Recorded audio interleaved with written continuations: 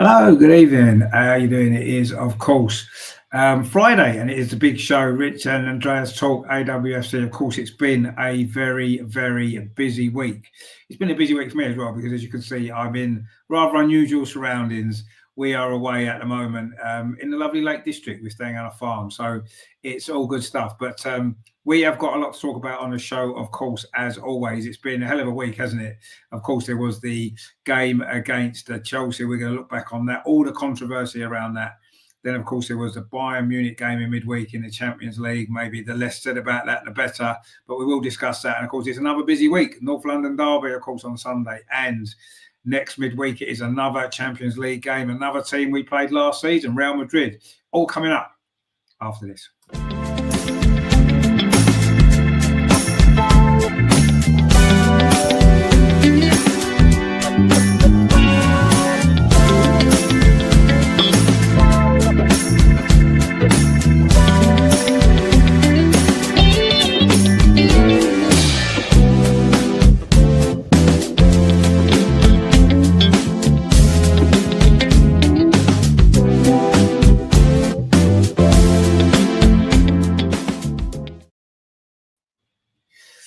And of course, joining us as always, it is, of course, Andreas, fresh from a busy week for Andreas as well. He's been travelling about. Of course, he was at the Chelsea game and Bayern Munich. How are you this week? Are you okay?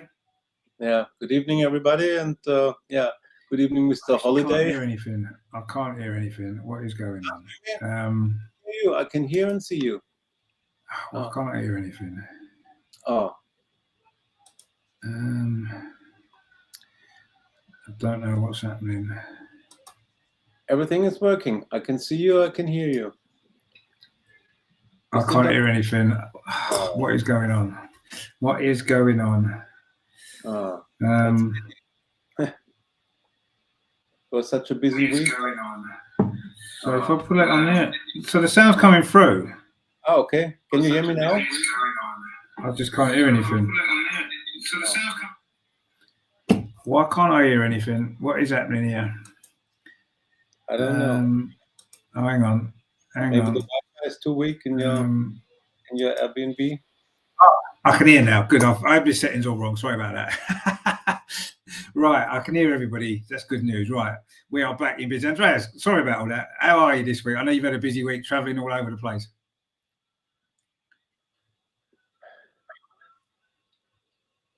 Hello? Can you hear me? Yeah, I can hear you. I can hear you now. Good. I can hear you now. Okay. Yeah, it will be a different show with your in your resort. But anyway, let's hope it works. I think we have a lot to discuss, and wasn't the best week, but yeah, due to results. Exactly. Miss Pinksock's with us. We can hear both our good stuff. And LG says, "Good evening. It's your birthday. Happy birthday, my friend. Hope you have had a great day. At least the team couldn't ruin it for you by playing." Charles says, "Our ladies have lost their credibility." Well, I will talk about that in a minute. Which the Goon is messing up. Yes, I know. I've messed up. My settings was wrong. Anyway, we have got it all sorted now. So, of course, only one place we can really start. That is, of course, last weekend, and the big game was rather ruined.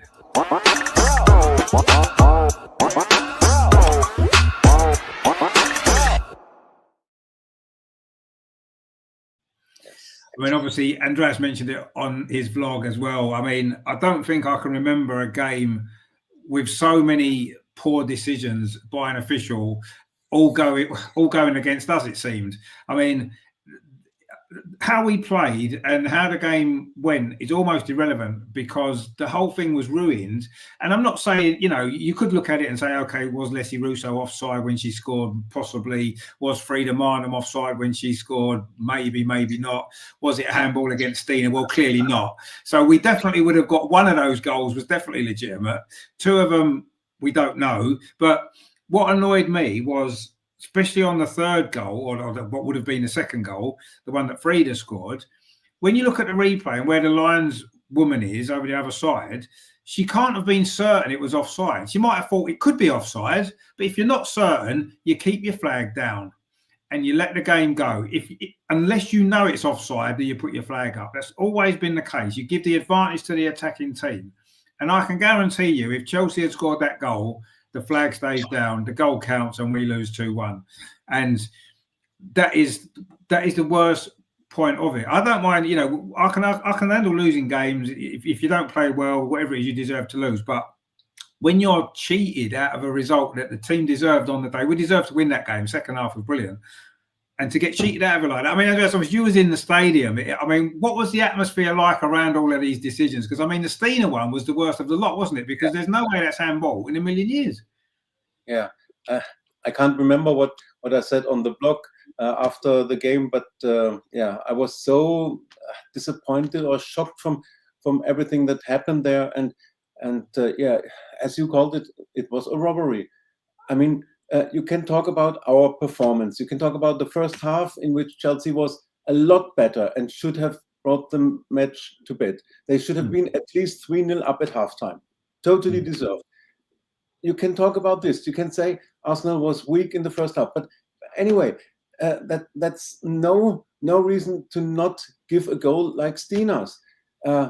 If the referee is in doubt and hasn't seen it and thinks, oh, maybe there could have been something, I'm not sure, but maybe you can't do such a decision with maybe. Did she see it or didn't she see handball? She couldn't have seen handball, as it was no handball. There was a Chelsea player standing between the referee and Steiner, and so she must let the game continue and give the goal. And even after Steiner has scored, everybody was celebrating. The announcer said, goal to the Arsenal, scored by Steiner. He said it 3 times. Everybody said Blackstenius. The team was celebrating. And then I thought, why is the referee not going to the middle line? What's going on? Because I first looked at the lineswoman and she seemed to run or make a few steps to the middle. So everything pointed out that it's a goal. And then after, it felt like 2 minutes or so, she decided not to give the goal. There was no explanation. And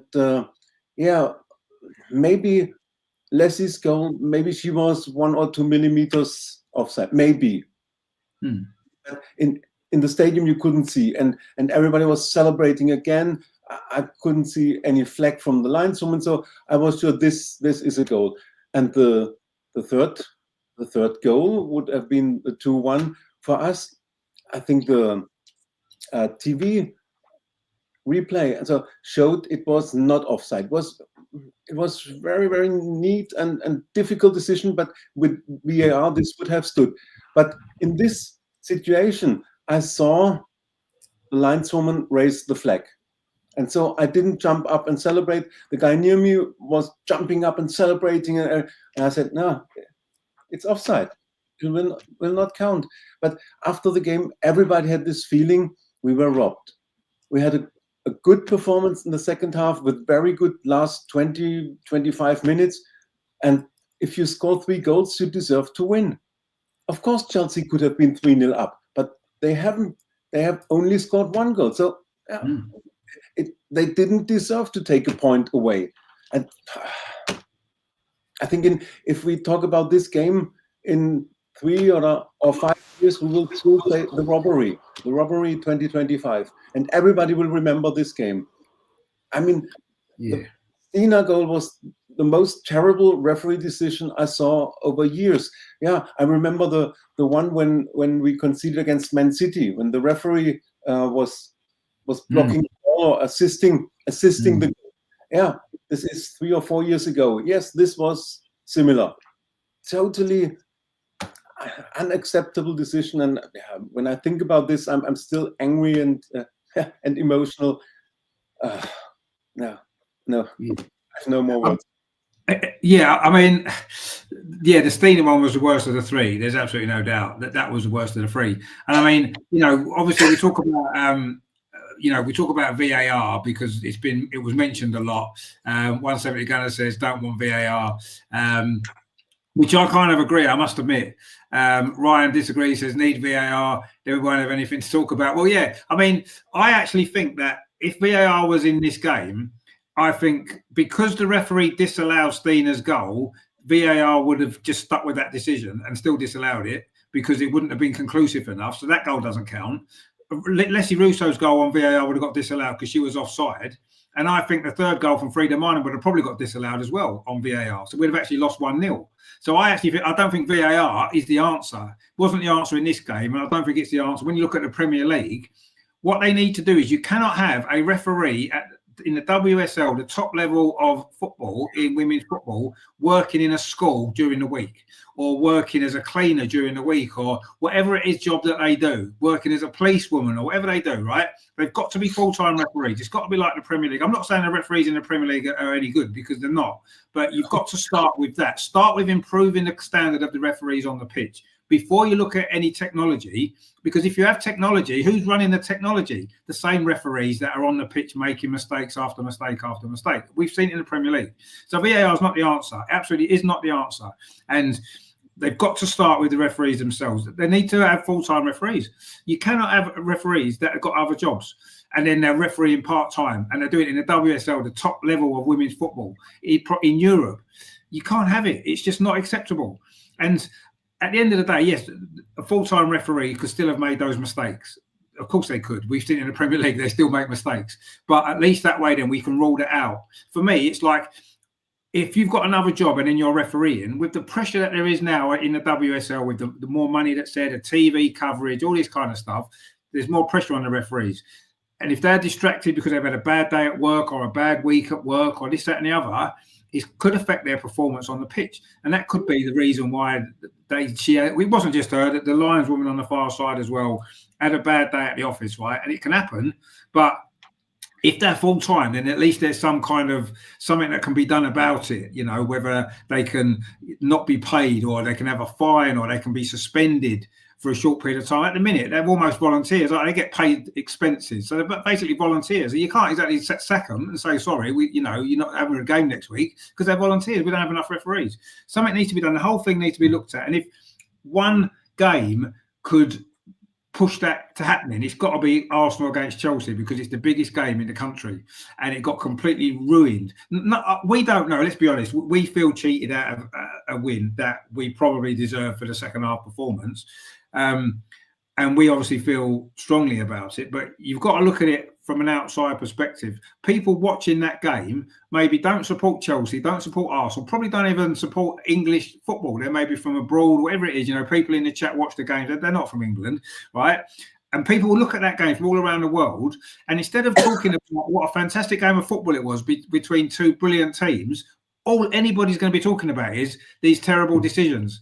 And whether they've gone for us or against us, whether they've gone for Chelsea or against Chelsea, is almost irrelevant. The fact that they were bad decisions, I wouldn't have felt comfortable if it'd been the other way. If Chelsea scored a goal like Steena scored and it got disallowed, I would still feel that women's football, the WSL, has been dealt a really bad hand for that decision, because it's totally wrong, completely wrong. And it spoilt the game. It spoilt what was a really good game of football between two very good teams. And that cannot keep happening. It cannot keep happening. We see it week after week in the WSL. The referees just aren't good enough. They are not good enough, and they have to improve that.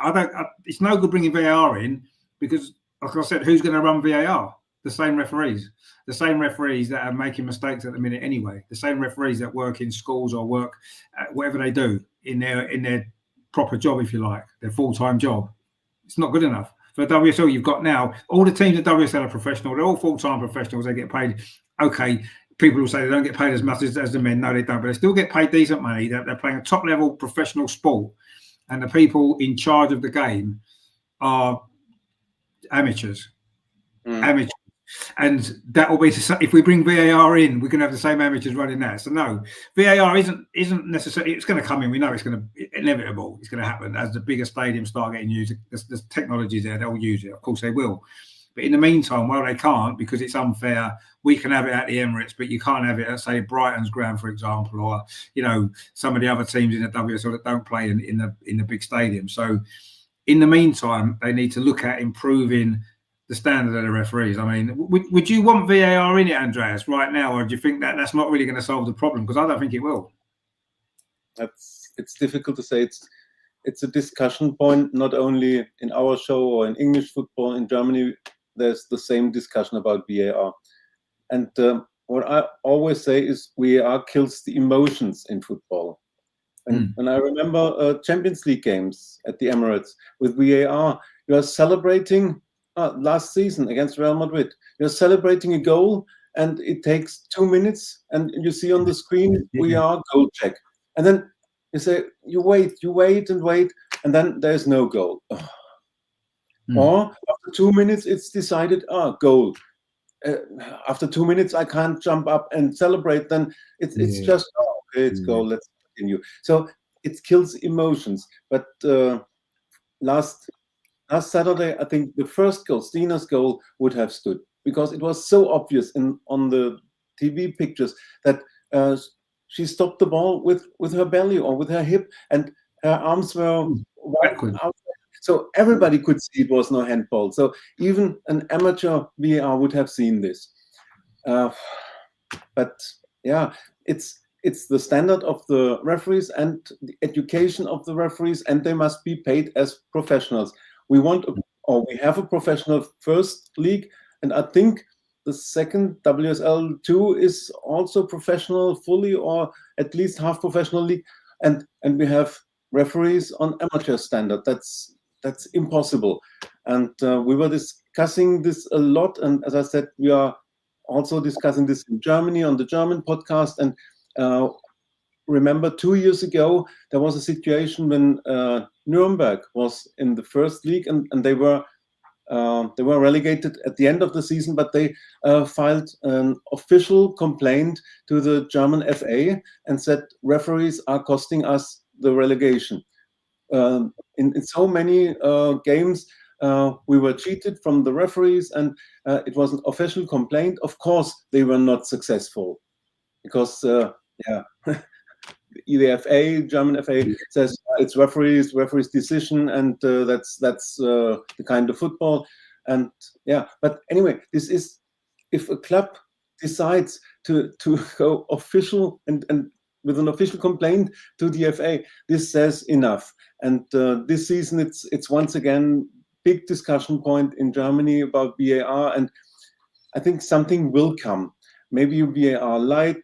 Germany is talking about this, or challenges like in ice hockey or in other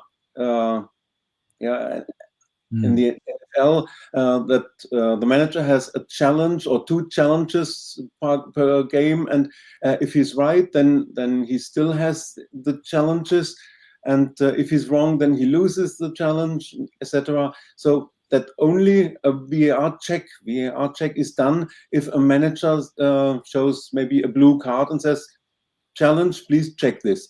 And otherwise, there's no VAR. I think, something will come. Do we want it? We want justice in football, but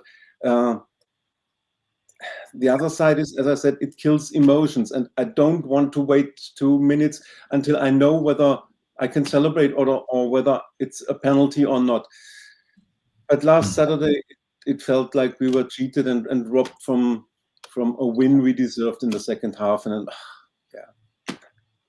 no, it did. It definitely felt like that. And maybe I do quite like that idea of managers being able to pick decisions to challenge, maybe 2 or 3, whatever it is, per game or per half. I actually quite like that. They should have that in the Premier League, actually, because then, you can see on the bench they've got a monitor, haven't they? So they can look back at the incident straight away. And if they think this isn't right, but knowing they've only got 2 options to appeal, is that strong enough to appeal? Do we want to appeal this, or do we want to wait and see what happens? And I actually think that's a good idea, because then it gives some of that responsibility to the managers themselves, and also as well to the officials on the pitch. So I kind of like that idea. That would maybe solve a lot of the problems that we're seeing in VAR anyway. Perhaps that's the Premier League won't go backwards, because that would look like a backward step. In actual fact, it's a forward step when you think about it, but they won't look at it like that. But it would be a good idea to maybe trial it in the WSL, or maybe in women's football throughout Europe. Champions League, maybe they tend to trial a lot of things in European games. So I would like that, because I think that's some of that jeopardy comes back onto the manager themselves or the team. So I quite like that. And maybe the captain on the pitch could communicate to the manager, yes, we want to appeal this one, you know, because, or the players that are close to it and stuff like that. So yeah, I'd like that idea. I just don't think it'll happen. It's too clever. The FA and then everybody running football, UEFA, FIFA, won't agree to it because it makes too much sense. It's too obvious. It's going to make too much improvements, which is not what they want, I don't think. Because otherwise FIFA wants to test this challenge situation in a U17 World Cup or so in the next years. They want to give them a go and check or test if this could work. For women's, I think U17 World Cup, it should be tested. So let's see, maybe in 5 years or so we will have it in the bigger leagues. It would be an idea, and as you said, it would be a step forward. But the Premier League won't go back to this scenario with challenges. They have their VAR and everything, and they won't change anything. But for women's football, it would be an idea. It's not the same costs as the full VAR, so maybe you could do it. Yeah, let's see. I would actually like to see that, at least given a chance. Let's try it and see if it works. And if it doesn't work, if it just causes chaos and it's even worse, then at least we'll know that it's not maybe the idea that we need. But certainly in principle, it seems like a good solution, or certainly a solution to try to get through. I mean, the referees need to be better first and foremost. I mean, John's made a good point here. The refereeing is so bad, the only way to fix it is VAR, because the refereeing won't fix itself, and it won't. We've lost points and games that have ruined our season again. It can't be that. It can't, but VAR is still run by referees. That's the problem, and the referees aren't good enough across the board in men's and women's football. LG says we have 5 days to save our season. Yeah, we'll come on to that in a minute, actually. Ryan says, I don't want a policewoman doing it. She'll be sending everyone off. Well, yeah, I mean, some of them, I don't know what their jobs are, but obviously they've all got other jobs, haven't they? LG makes a really good point where he says the players are professional, which means the play is quicker, and the referees are part-time, which means they might be lacking fitness to keep up with the pace. Yeah, exactly. No, I agree with that. And I think I mean, okay, the Steiner one, it was a set piece. It wasn't to do with a quick counter-attacking football. It was literally a set piece and the referee was right there. So you can't blame it for that particular decision. But yeah, overall, you're absolutely right. If the players are going to be, you know, flying around the pitch for 90 minutes, the referee's going to run out of energy after like an hour. You can't expect them not to make mistakes. Even if they physically can still move about, mentally, they're not going to be quite as capable as they were, and that's a fact. You know, fitness plays a part in that side of it as well. India Mastiff says all these top WSL games are bringing male refs. We have seen females ref in the Premier League. Yeah, no, we have, absolutely. We have seen females ref in the Premier League, and yeah, I mean, we've had male referees in the WSL, but they're usually the male referees who are lower down the pyramid in the men's game, and that's why they get the women's game. They're not the top male referees, are they? Maybe that's something to think about. Would it be any better when we see what a pig's ear they make in the Premier League? I don't know.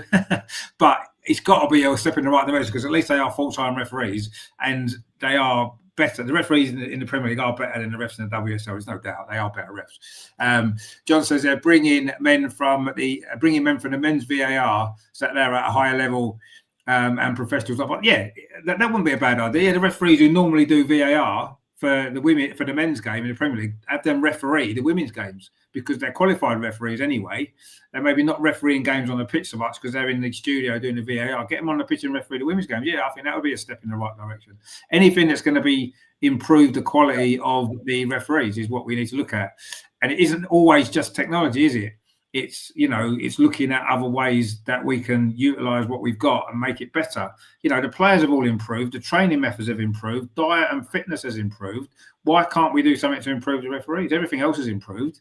It's not, you know, it's not impossible that we can get the refereeing standards to improve in the WSL. That's what we need to look at. That is what we should be working on, but they won't. they're going to go the lazy route and go for technology because they haven't got to improve anything. Then they can just use technology. Refs ain't got to do anything. You know, it's like that. The Freedom Marnham goal is a typical example. If VAR was involved, the flag doesn't go up because VAR is you don't put your flag up until after the action's finished. So the flag stays down. We go to VAR. VAR decide if it's onside or offside, goal or no goal, and that decision's made. And for those things, I kind of think VAR is okay. It takes too long. As you said, we don't stand around for 20 minutes waiting for the decision, but at least with those marginal decisions would be right. But I don't know. Something needs to happen. India Mastiff rightly says that just in cricket you can challenge. Yeah, I think tennis is the same, isn't it? Tennis you can challenge decisions, so many in a set. You know, it's a good idea. It works in other sports. It can work in football, but I don't think they'll bring it in. We've got a comment there from John 969 said it appears refs can't be really criticised, too protective or immune from criticism. Yeah, no, they are. You can't. Players can't come out and criticise them without getting an FA charge. Managers are the same. I mean, as fans, we've got a bit more scope to talk about it. But, you know, even we can't really be too critical of referees because it's not going to make any difference anyway because we won't be listened to. You said that they're like a protected species, aren't they? They're like one of them wild birds that, you know, they're dying out in the world. You can't do anything against the referee. You just can't. You can't upset them. They can upset us by being terrible at their job, but we can't say anything true about their performance because it might upset them. And then we can't have that, can we? So, yeah, I don't know what the answer is really, but they need to improve it because, you know, which is it is such a shame that we've spent all this time talking about the Chelsea game. We haven't even talked about the game itself because it almost doesn't matter. The game doesn't matter. Yes, Chelsea should have been 3 or 4 up at half time. We were awful. We started that game as though we just didn't know what we were doing. And Chelsea were brilliant. And they should have scored more than they did. And I was so felt fortunate at half time it was only 1-0 because that game should have been dead and buried. It should have been. And I actually said, I was covering the game on the channel, and I actually said, will Chelsea regret those missed opportunities later in the game because they should have had that game wrapped up and it shouldn't have mattered. All those decisions in the second half shouldn't really have mattered because Chelsea should have been 3-0 up. And luckily for us, they wasn't. And the second half performance was brilliant and we fully deserved at least a draw, which we got. But none of that seems important anymore, really, with how that second half went. Although I suppose it is important. Because it's has a direct link to the Bayern Munich game on Wednesday as well in some ways. We can play well for 45 minutes. We can't play well for 90 minutes. And unfortunately, at the top level, you can't do that. But, yeah, I mean, you know, we should have got the result in the end against Chelsea and we didn't. Joseph says, Eden, may have already said we need fully trained professional refs before we think about it. But, yeah, exactly. We did mention that, Joe. Yeah, we talked about that. Professional referees. We were talking about getting them from the men's game. Because at least they're full-time professional referees. They've got the fitness to keep up with the play and they do have that more experience of that top level of football, whereas I don't think some of these women referees do. They were used to reffing in a game when it was a lot more of an amateur sport. And that's what they've been used to, and they're not able to step up and make that change to professional now. And unless they can do that, we have to say bye, we'll get full-time refs in. But we need to find full-time refs from somewhere because we don't have them really doing in a women's game. We don't have enough of them. That's the problem. But yeah, you're right. We agree with you. Full-time referees is the first step on that route back to finding some sort of, I don't know, because every week you're seeing it's getting worse every season, and it's getting worse every season because the players are getting better, the fitness is getting better, and the referees aren't. The referees are staying at the same level that they were 10 years ago, and the players' level of the game has stepped up 10 times since then, and the referees haven't, and that's the problem. So now there's a massive gap between the standard of the refereeing and the standard of football, and that's not acceptable now at this level of football. What it is now, women's football. You know, we've done such a great job in this country with the Lionesses, with what they've done, and the WSL, and what we've done in this country at grassroots level, and yet we've done nothing at all to improve the standard of the refereeing. And if that game on Saturday last week, if that doesn't make somebody in the FA wake up and think, actually, this can't carry on like this. Game of that importance at the biggest game in the league, and it is, whatever anyone else says or any other team. Arsenal against Chelsea is the biggest game in the WSL, and for it to be it was farcical. Let's be honest, it was farcical, and the players deserve better from both teams. The players, the fans, these 60,000 virtually in the Emirates Stadium, you know, were cheated out of a proper result from a game. Whether we'd won or lost, I don't care. Obviously, I care, but I don't care how we've won or lost, as long as it's fair and it's right and it was just. When you're robbed of points like that, I mean, Chelsea know they were lucky in the end, but then they should have been 3 up anyway, as we said. So maybe a draw was a fair result over the whole game, and maybe we need to accept that and say, fair enough, we probably didn't deserve to win the game over the 90 minutes, but in the second half to score what looked like 3 legitimate goals and end up with just a draw, you do feel cheated, don't you? John says, sometime in the future, refs will be replaced by cameras and AI making the decisions. The refs on the pitch will just be there to stop any fault. No, I agree. I said this when they brought VAR in, that the future for me was the referee on the pitch just literally keeping order. And I think that's always going to happen eventually. It's just how soon we get it. More so in the Premier League. You don't really need a referee on the pitch in the women's game. Generally, yes, you do get the odd incident, but certainly in the men's game, you need someone to keep order. Jog69 says, who do you consider to be really good as a referee, or are they all bad? I mean, in the WSL, I can't think of a good referee. Every week, whoever they are, I don't even look at the referees anymore who they are. It doesn't matter because they're all as bad as each other. You know, there was that one a couple of years ago, did Man City Chelsea game that, you know, she sent off all those players, didn't she? I mean, you know, that's where we are with it. That's how bad they are, and it's not getting any better, is it? Ryan says AI robots will fall over will be making the decision. Well, yeah, probably, yeah. But no, the AI robots will be on the screen reacting to that, and the referee on the pitch, just like we said, stops players from, you know, fighting and maybe organising the substitutions and all that sort of stuff. That should be the way to go. Joe says the referee did the Euros final is very good, but she's not in England. Yeah, I mean, there are one or two in Europe.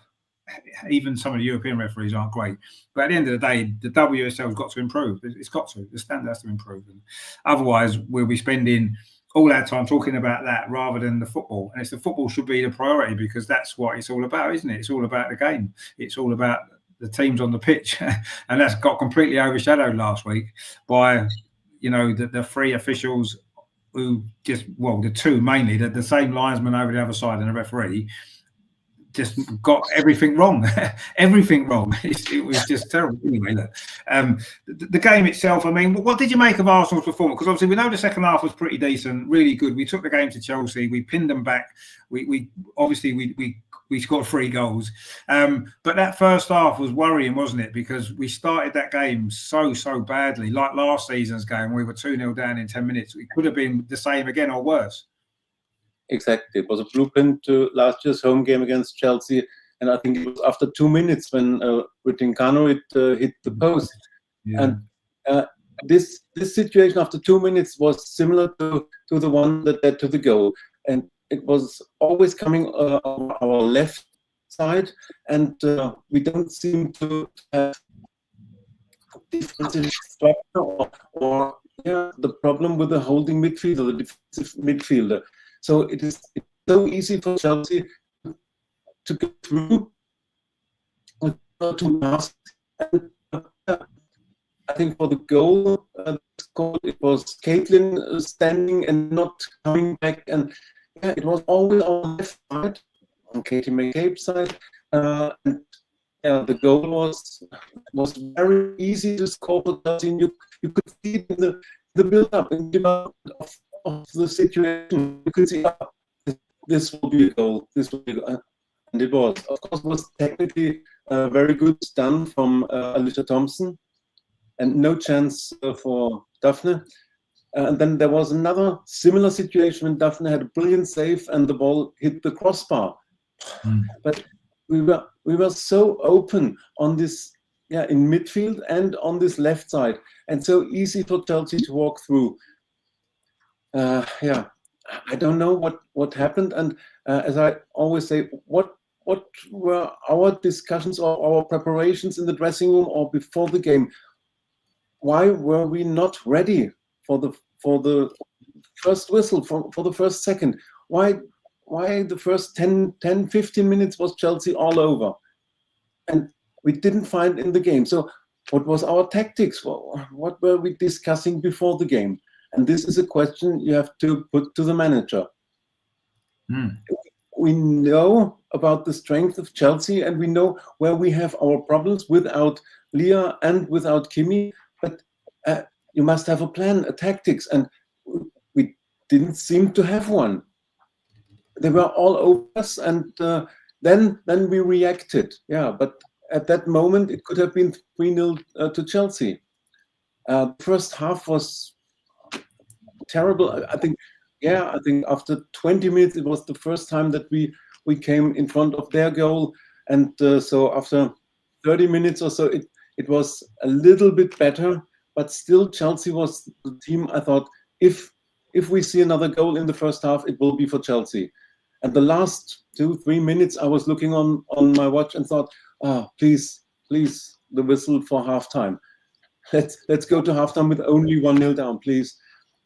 And it took us I think 10-15 minutes in the second half to really be the better team, to have control over the game.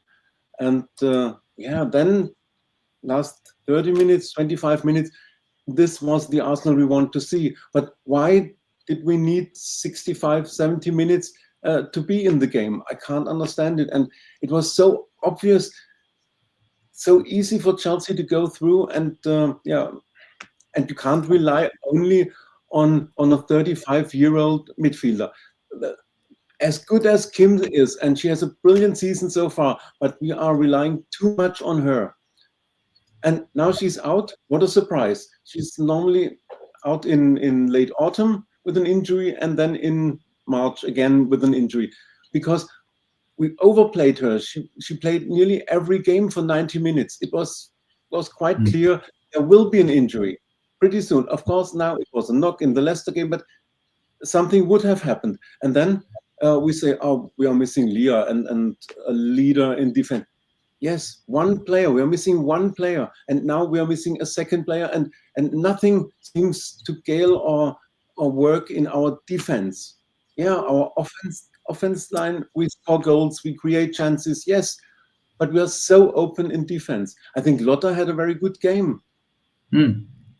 Yeah, and where is our midfield? Yeah, Mariana is not a number 6, a holding midfielder. You can't play her as a number 6. You take away all her strength or what she could bring for the team if you play her there. And she loses a lot of balls in midfield. We know this from last season when she plays as a number 10.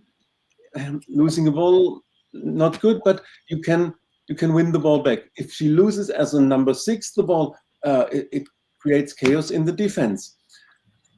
So yeah, I was disappointed with our performance in the first half. The reaction in the second half was good, but this overall, over 90 minutes, it's not good enough if you want to compete for the title. No, absolutely. Yeah. I mean, in a game that we knew going into the game, realistically, we had to win to start as badly as we did, when even Renee came out after the game and said, we know Chelsea start fast. They start fast every game. They score a lot of early goals. So we knew that was going to happen. So to start like that was just, what are we doing? We knew as fans that they were going to start like that. Why wasn't we more switched on from the beginning? I don't know. And that's cost us that game, because we said last week the first goal in that game was going to be massive. If Chelsea scored first, it was going to be really tough. And yes, the response was great second half. We have to say that we were good second half. We created lots of opportunities. We know we scored some goals, but that was better. But yeah, you're right. You're never going to win a league title if you can only play for 45 minutes or 35 minutes. It's not enough. You've got to be able to do it for most of a game. You've got to be able to, when you're dominant, you've got to score your chances. And when you're not dominant and the other team are on top, you've got to defend better. We got ripped open in that game so many times. And it was just down to really a little bit of bad finishing from Chelsea, a couple of good saves from Daphne and goal as well, obviously, that kept us in that game. And, by rights, it should have been over. And that's not good enough in a game like that of that importance. And I think that shows maybe where we are in reality. We're not at Chelsea's level. We're not. And this season so far, we've not even been at Man United and Man City's level, really. And that's not good enough for Arsenal. It's not good enough. And, if we'd beaten Chelsea, yes, it would have been great, 2 points behind, title back on, but it wouldn't really have changed anything overall. We're still not really, we haven't really moved on from where we were last season or the season before. I don't think we're any better than we were. We're probably not really worse. We're about the same as we were 2 or 3 seasons ago. And it wasn't good enough then. what makes it good enough now? Because we managed to get one result in a cup final, really, against the greatest team at the moment in the world, and we managed to beat them in a one-off game. Does that change anything in overall where we are? Because it doesn't. I don't think it is. I haven't seen anything this season that suggests we've improved at all from last season or the season before. We haven't.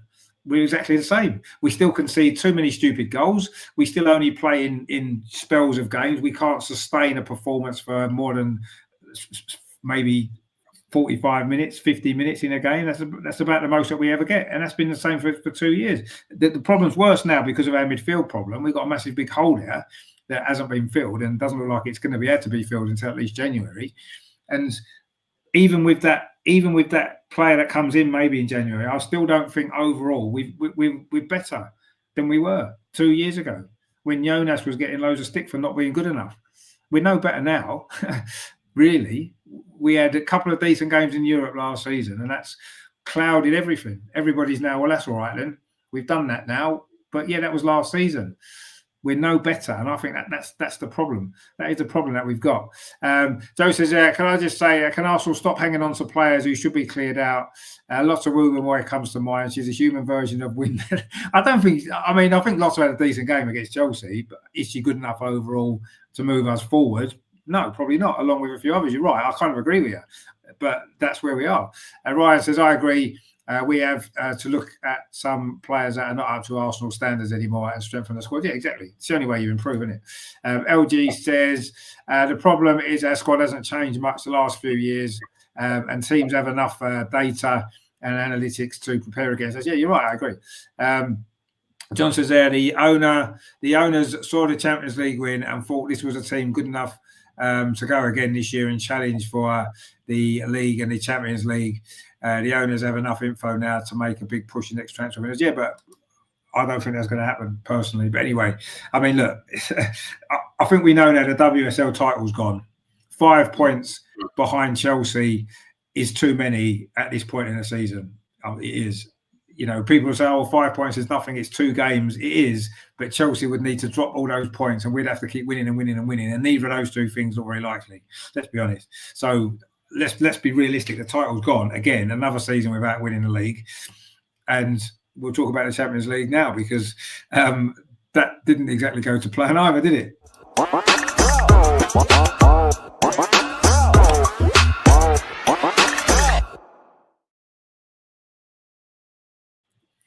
I mean, this was basically the Chelsea game in reverse. A brilliant start, a brilliant first half, and then a quite disgustingly bad second half that I can't even explain. I mean, once again, it's 2 different Arsenal teams. It's the good Arsenal team for part of the game, and then it's an awful Arsenal team for the other part of the game. And this has been happening all through the season. I mean, that first half, to be fair, I was sitting there and I was absolutely amazed at how well we played. I thought we were brilliant in that first half. We absolutely dominated the game. We should have maybe been more than 2 up in actual fact. You know, the way we play, we hit the crossbar, you know, and I thought the way we pressed, I thought Stina was so key in that as well. The way she forced mistakes from the Bayern Munich defence, her pressing, and everybody. It wasn't just her, but she was leading it from the front. And I just thought the whole performance was very similar to the second half against Chelsea. We carried that on. You think this is good. This is what we want to see. Build on those positives. At half time, I'm thinking, wow, this is another Leon from a couple of years ago. That sort of performance. That's what I was thinking. Or, you know, from last season in the semi-final. And then we come out in the second half and, you know, what we saw was a manager for Bayern Munich who figured out the problems and came up with solutions. And you had our manager, when it started going against us in the second half, that didn't have a clue what to do, how to deal with the different problems that we faced in the second half. And she couldn't deal with it. She did not have a clue what she was doing. And that was the difference for me. A manager that actually knows what... The first half, Bayern Munich were terrible. We were good, but they were bad, really bad. But look at the second half. And you could say that happened for us against Chelsea, because the first half we were terrible, second half we were better. But I don't know. For me, when things went wrong in that second half, Renee made the wrong substitutions, didn't seem to know what to do to stem the tide. I knew it.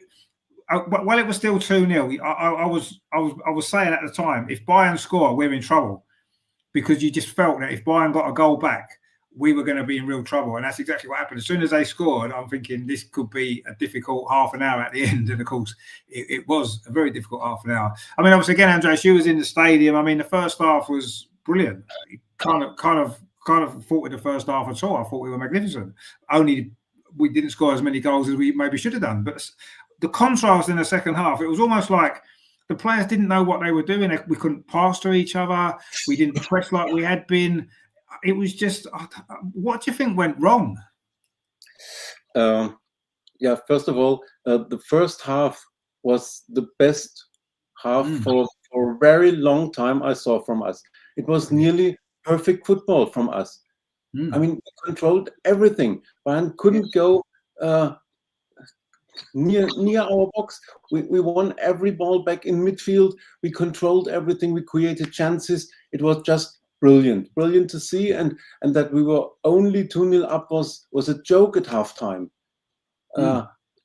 I was sitting in the Arsenal away section, but I texted with my Munich friends, and they said, "Oh, yeah, we would accept the 4-0 at halftime." Yes, you're right. And yeah, it was so good. It was not a question who is going to win this game, but yeah, how will be the score? How many goals will Arsenal score in the end? It was a perfect first half, and still, I think, the beginning of the second half was okay. We still dominated, and then Bayern made one change. They brought Pernille Harder on. I think this was a mistake from Jose Barcala, from the Bayern manager, that he didn't start Pernille Harder. And after 60 minutes, I just checked it, 95th minute, Renee made the usual subs, as she always does. It's like she has a plan, and they're on her plan is standing a 60 minutes, make 2 changes, take Stina off, and take Caitlin off. And she did. And yeah, and this also took away the fluidity from our game. Why making subs when you're 2-0 up, everything's working, and you take 2 players off? Why? If Bayern scores one and the momentum changes, okay, then you have to react. But not when you're 2-0 up, and your plan you have on your laptop or on your notes says 60 minutes you have to make changes. No, don't make changes. React to the game. And it was so good. We were still 65 minutes. We were 2-0 up, and there was no sign that we could lose this game. And then there was one missed pass or lost ball from Mariana in midfield. And when you watch the scene back, there is Clara Bull, and 5 Arsenal players are around her. And I think 3 are trying to chase Clara Bull. And then she plays the pass to Alara, the number 14, and nobody from us was near Alara. Of course, she made it very good in the 1-versus-1 against Daphne.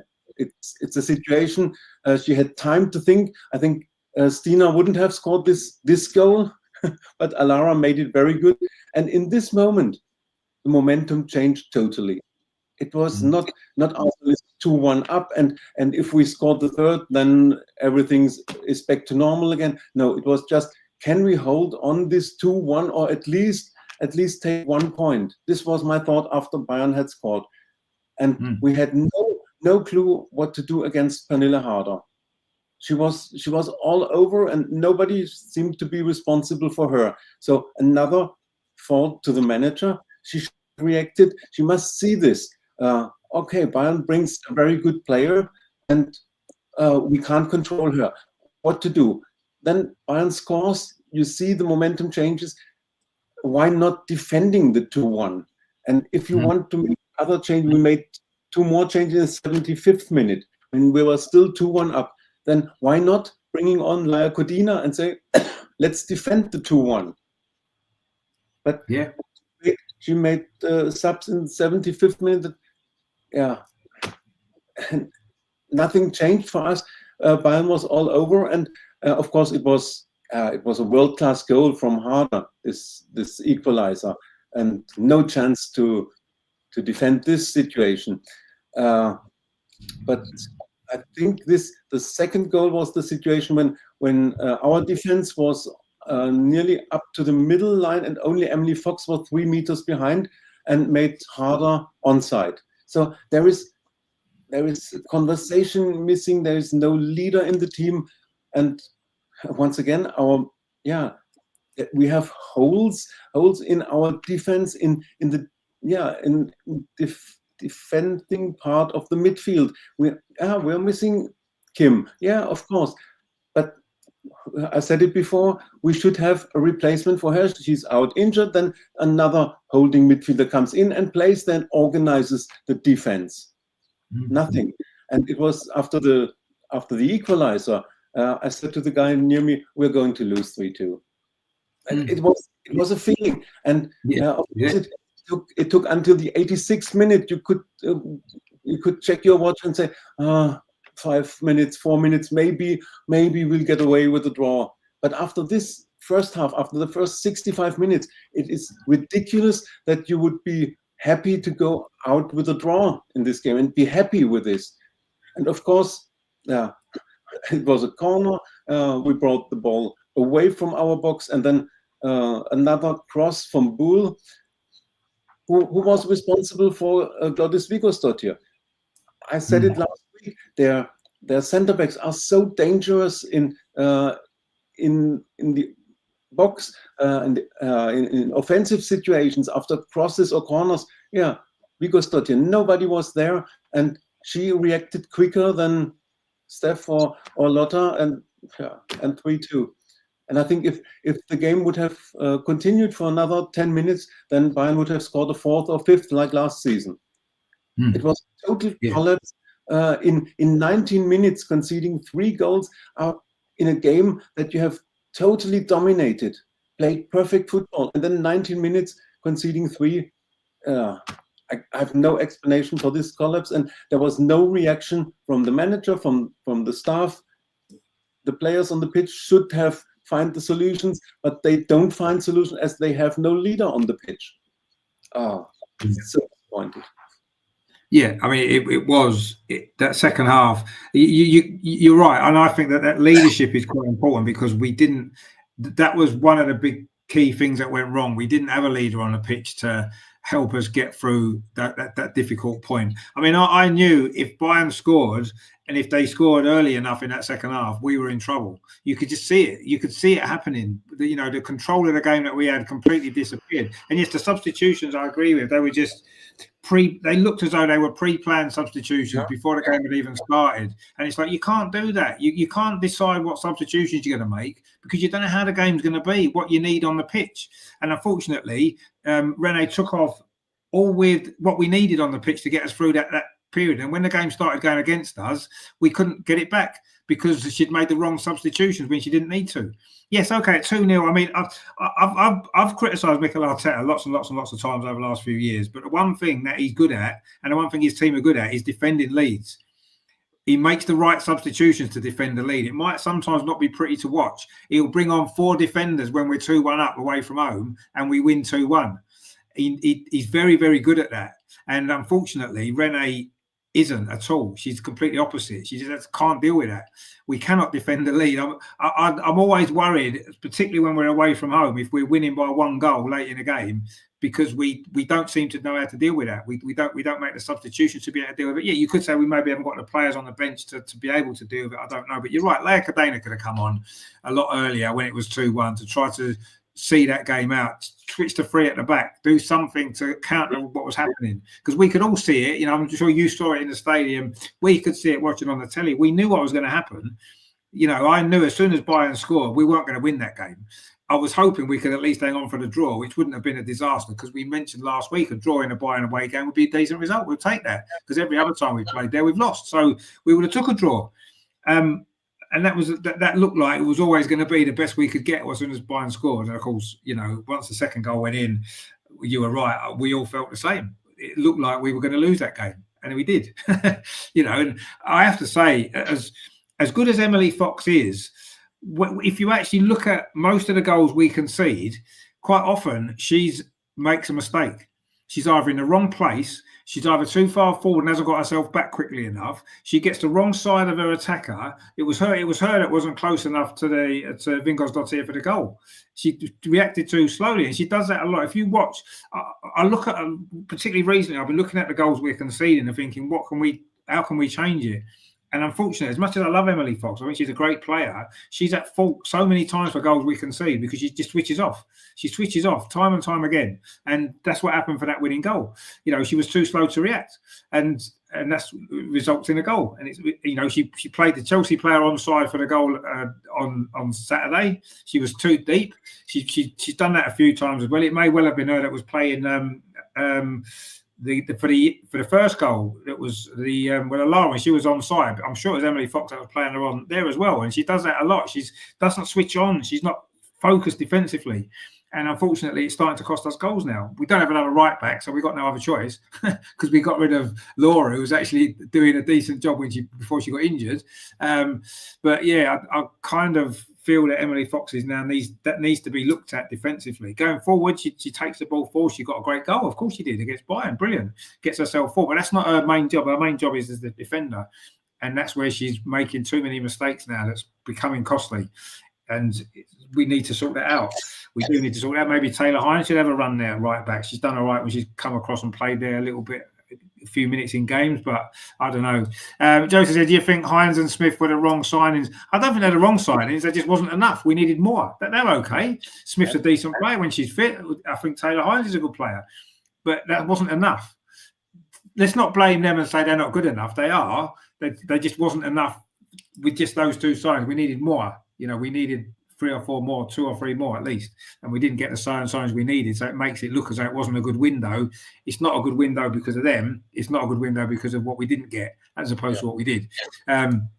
John says a lot of people moaned about Mead, but she won a Player of the Month in October and deserved it. So she will need replacing at some point, but she's doing everything she can to make sure that's not so. No, I agree. She's been playing well this season, Beth Mead. She's been playing pretty well this season. I've got no problem with her. Yes, long term, she will need replacing, but at the moment, she's playing well. I've got no issues with her at all. Joe says, do you think Renee makes subs for the sake of it? Yeah, she seemed to against Bayern. Why did we make the subs when we did? There was no need to. There was no need to at that time to make the changes that you make. When you tune it up, make defensive changes if you want to shore it up. Get a defensive midfielder on at 2-0. But we didn't. She just made like for like changes in the front three, which is what she does every single game. When you tune it up, you don't need to do that. We didn't need to change the forwards around. We needed to be more solid in midfield because we were starting to get overrun, and we needed to be stronger at the back. Bring on Leia Cadena, bring on Kyra Cooney-Cross at 60 minutes maybe, and maybe we win that game. That is naive. The words you've put there, I'd agree. I think that was naive from Renee.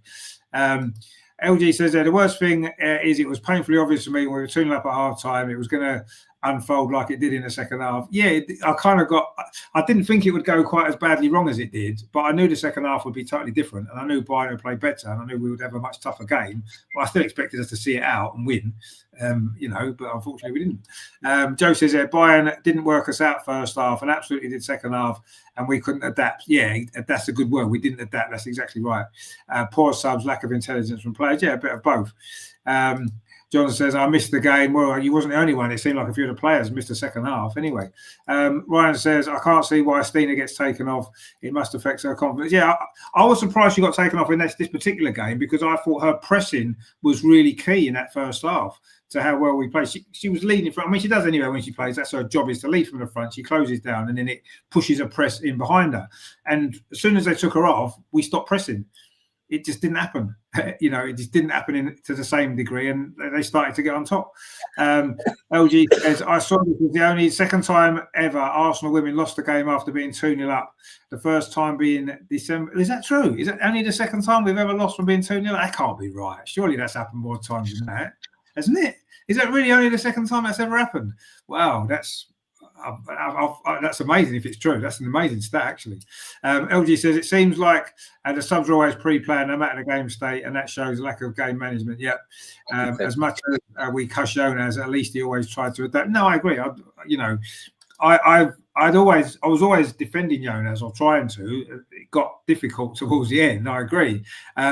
But yeah, I do think overall Jonas was a pretty good manager. And people were saying the other day, oh well, last season we lost 5-2 against Bayern Munich. Yes, but this could have been the same, really. It wasn't far away from being the same. In fact, last season's game was very similar. We played well in the first half last season, didn't we? I think we were leading. Was it one? I think we scored the first goal. Wasn't it Mariona put 1-0 up?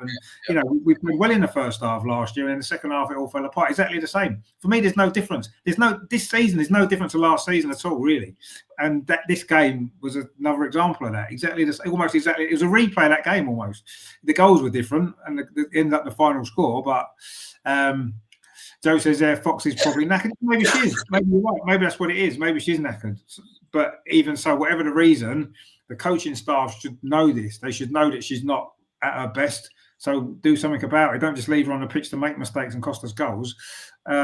But yeah, maybe she's tired. I'm prepared to give her the benefit of the doubt because she's a great player. But we can't ignore the mistakes that she's making. That's proving costly at the minute.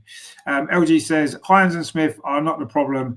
The problem was not addressing crucial positions in the summer, mostly defensive midfield. Exactly. Yeah, exactly. We signed mostly floor raisers, but not ceiling raisers. Yeah, exactly. That's a very good point, actually.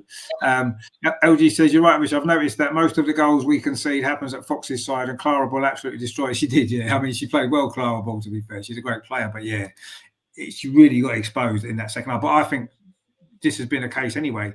Most goals are coming from her mistakes. She's either playing players on side or she's switching off at the crucial moment. But anyway, Joe says the average age of our starting 11 is 27, and that's dragged down by Smith. Chelsea's is 25.5, and Bronze drags that out quite a bit. Well, yeah, that's. But Chelsea have had a big turnover of players, haven't they? We haven't really. The core of our squad, as we said before, the core of our squad hasn't really changed much, has it? We've still got Kim Little, who's captain, and she's been here for 10, 12 years. We've still got Leah Williamson should be ready to go, but she's been at the club for a long time. Beth Mead's been at the club for a long time. Even some of the more newer signings, if you like, Caitlin Ford's been at the club for a long time. Steph Catley's been at the club for a long time. I'm not saying I think continuity is a good thing to have, but ultimately you've got to freshen your squad up all the time. You've got to keep freshening up with younger players, and you've got to move players on at the right time, which is what we said before that Chelsea have done well. They've moved on players at the right time. Yes, they've got Lucy Bronze, who maybe for me, every time I see her play for Chelsea, she looks like she's past it, but then she plays for England and you think, well, okay, maybe she can still do it. So I don't know, but yeah, we do need to freshen up the squad. Absolutely we do. And yeah, maybe the average age needs to be looked at. I mean, I think maybe we try and we sign obviously Olivia Smith, who's a bit younger. Unfortunately, two of our young players are going to be out all for the rest of the season now with ACL injuries, which hasn't helped. But yeah, it's something we need to look at long term, definitely. And unfortunately, the weaknesses in the squad and in the team and maybe in the coaching staff are now becoming more and more obvious every week now, every game. And I say, I don't see any difference from 2 years ago. I don't see any difference at all in the way we play, in the results, the way the substitutions. I don't know. I think do you think we've improved from 2 years ago, Andreas? In reality, yes, okay, we won the Champions League and that's fantastic. But overall, do you think we've improved the way that we play now? Do you think it's better than we were playing 2 years ago? Do you think the results have improved from 2 years ago, or do you think it's pretty much the same? It's pretty much the same, and the problem is there are a lot of players who were signed by Joe Montemurro. And after Joe was Jonas and now Renee, and we still have the core of the squad that was the same under Joe Montemurro. And yeah, we love these players that are so long serving for the club. Everything okay, but just look again at Chelsea. They are ruthless in their squad. They say, oh, we have to change something. We have to move on. A player like Fran Kirby, she was 30 when she was given not a new contract, or Maren Mjelde, and they sent them away. What's with Sam Kerr? She's back from injury, but yeah, of course, she played in the Champions League in St. Pölten last Tuesday. But the other games, she's sitting on the bench. She's coming on for 10 minutes. They're playing Macario or Bill Jones or now Alicia Thompson. They bring on fresh blood. And when you have a big success like we had in summer, then it's essential that you bring fresh blood to this team and change something. And for me, Katie McCabe is over her peak. I know she's a fan favorite. and she can be important. But in this season, I haven't seen a good performance from her. As you said, Emily Fox, she's overplayed, always playing 90 minutes. The same was with Kim Little, always 90 minutes on the pitch, always in the starting 11. That's also the problem. There's no competition in the squad for the starting 11. It's the same players starting every game, and now the same substitutes are made at the same time in every game. So it's easy for our opponents to find out what Arsenal team are we expecting, who will start, we know what will they play, and then after 65 minutes, 60 minutes, they will make 2 changes. They will take Stina Blackstenius off, or if Frida Manum is starting, they will take Frida Manum off and bring Stina. They know everything. It's decoded, our system, and that's a problem. And Renee and the coaching staff is still the same as it was under Jonas, and not much has changed. And a lot was with the Champions League winning. Everybody was thinking, we are flying and everything is okay. No, it's not okay. We missed the chance to bring fresh blood, to change the squad, to bring new players. It's not against Taylor Hines or Chloe Kelly or Olivia Smith. These were good signings, but not enough, and not in the positions we needed the most. That's the problem. Yeah, absolutely. No, absolutely. I don't really doubt about that. Ryan says, Chelsea are ruthless. They don't make a lot of friends. No, they don't. Yeah. But professional sport, nice guys finish last. You've got to be ruthless if you want to be successful. LG says, we need Stanway and Royce at the base of our midfield. They're likely to leave at the end of the season. Maybe we'll see what happens. I mean, who knows? I mean, LG just backs up what Andreas just said there. 8 players remain from the Joe Montemuro era, and only 3 left from Chelsea during that same period. That says a lot. Yeah, there you go. That's exactly does. You're right. That is one of the biggest problems, and we do need to get rid of the sentimentality from players that we love, and restart rebuilding the squad. And it needs to be done. It should have been done last summer after the Champions League. Should have been the time to do it. That should have been the time to do it. Start overhauling the squad. That's what we need to do. And we haven't really. And we're just plodding on the same old again. Another season where we're going to probably end up second or third. We probably will. We probably do okay in one of the other cup competitions. We might get to the quarterfinals of the Champions League, and it'll be an okay season. We might win the League Cup again, and it'll be an okay season again for the 5th, 6th, 7th, 8th season in a row. Okay season. It's not enough. It's not good enough. Like you said, Joe Montemuro, it's no different to the last couple of seasons of Joe Montemuro being there. It's no different from all Jonas's time there. And now we're into, like you said, the 3rd manager, and we haven't moved on. We haven't grown. We haven't moved forward.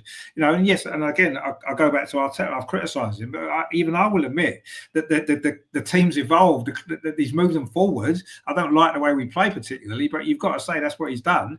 And we haven't. The women's team hasn't moved forward in 5, 6, 7, 8 years. We're no further forward. We won some cups along the way. We won the biggest cup of all, but when you look at it, we haven't really moved forward, have we? We haven't. And it's the same. It's the same old every week. And you're right. Teams know what we're going to do. We know what we're going to do. Other managers know what we're going to do. And we've become quite predictable. And yes, when it all clicks and we can play well 10, 15, 20-minute spells in games, sometimes we're brilliant. We blow teams away. And we're still capable of doing that because we've got the quality players to do it. But that's not enough. Over a season, that's not enough. It isn't, and it's proved to be the case over the last 4 or 5 years, and it's going to be the case again this season. Joe says we haven't improved. Catley, Ford, McCabe, Little, Mead. We're not going to continue to improve. The best days are behind. Exactly, yeah. If you want to improve, you've got to replace your players with better players, and that's how you move forward. And that's what Chelsea have done. That's what Man City have done. Other teams are doing it in Europe as well. That's how Lyon have kept at the top of their game. They just keep rotating, like moving the squad about, get rid of players, bring better ones in. We don't do that. We keep, bring a few in, but they never really establish themselves and they go again because they can't get into that little clique of players. They don't get in the team. Because, look at Jenna Nice was a typical example. We bring a player in, we don't use her. Do you know what I mean? And this happens too many times. We don't use the players we bring in enough because we keep with the same old year after year after year. And that's why we're in the position that we're in. And, I think it was LG said it before about we've got 5 days to save our season, and in a way, it's difficult to disagree with that because we've got 2 more big games to come, and if the results of these 2 games don't go well, then it could be a really difficult time for Renee and everybody.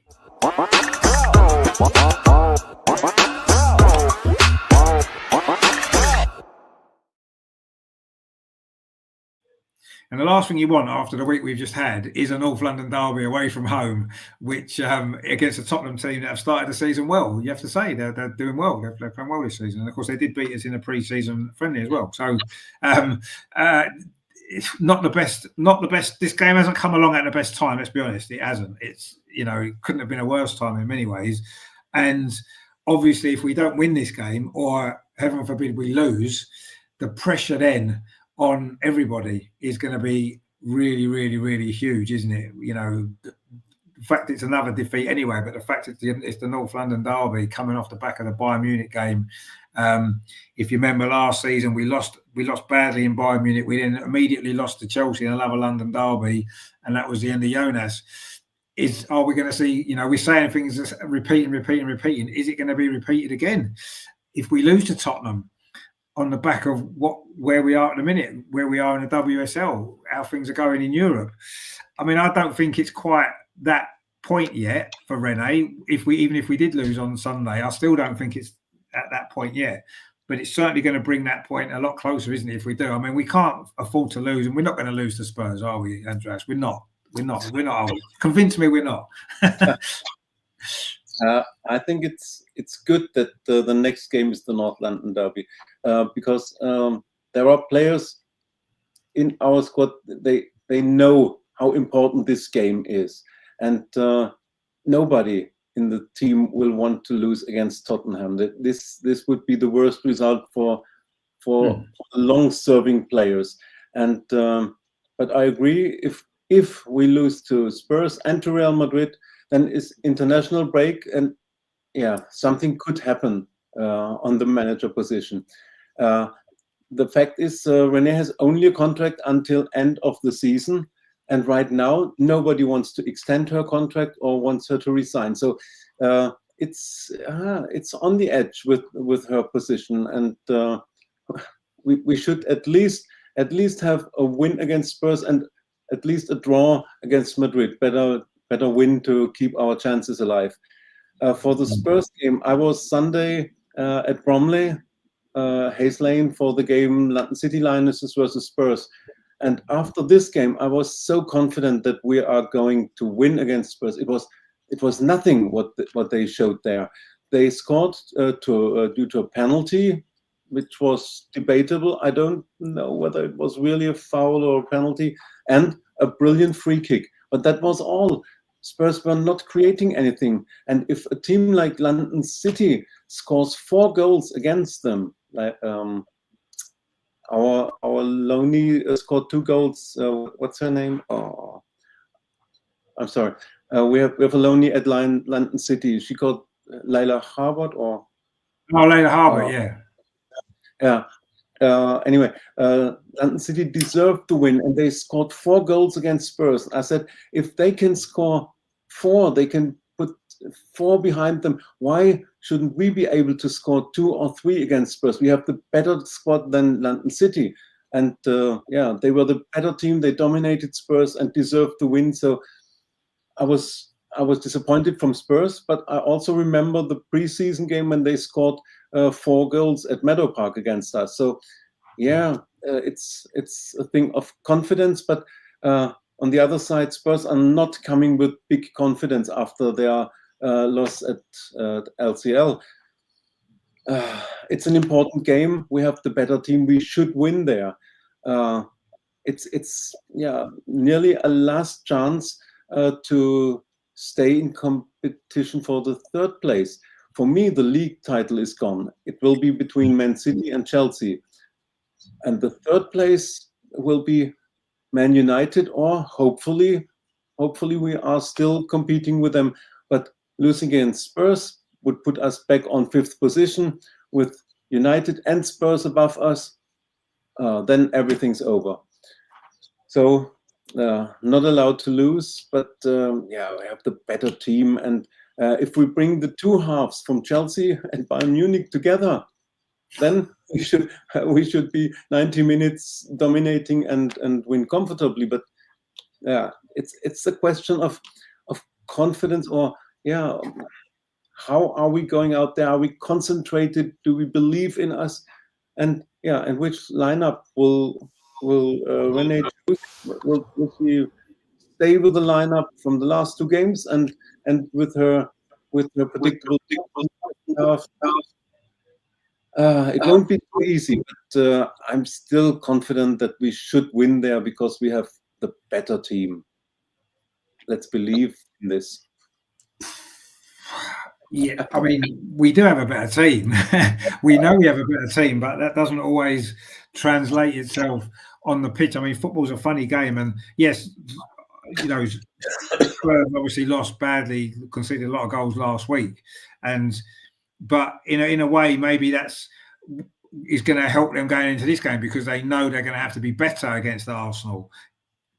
We know we have to be better against them than we were against Benfica when we were in the first half against Chelsea. And you're right, if we was to play the second half against Chelsea and the first half of Benfica, if that's the 90 minutes against Spurs, we probably win 4-0. We probably do. But if it's the first half against Chelsea and the second half against Bayern, then who knows what might happen? We'll probably lose. We would probably lose because Spurs are, they're not a bad side anymore. They're a lot better than they were a few years ago. So, yeah, it's not knowing what Arsenal team we're going to get. Are we going to get the good Arsenal team or the bad Arsenal team? We've seen it all. And that's going to be where it's going to probably come down to on the day. If we get half-decent Arsenal team, we should get a result. Of course we should. We've got better players than them. We know that. But, yeah, it's going to be tough. LG says it's Freya Godfrey. That's who it is, Freya Godfrey.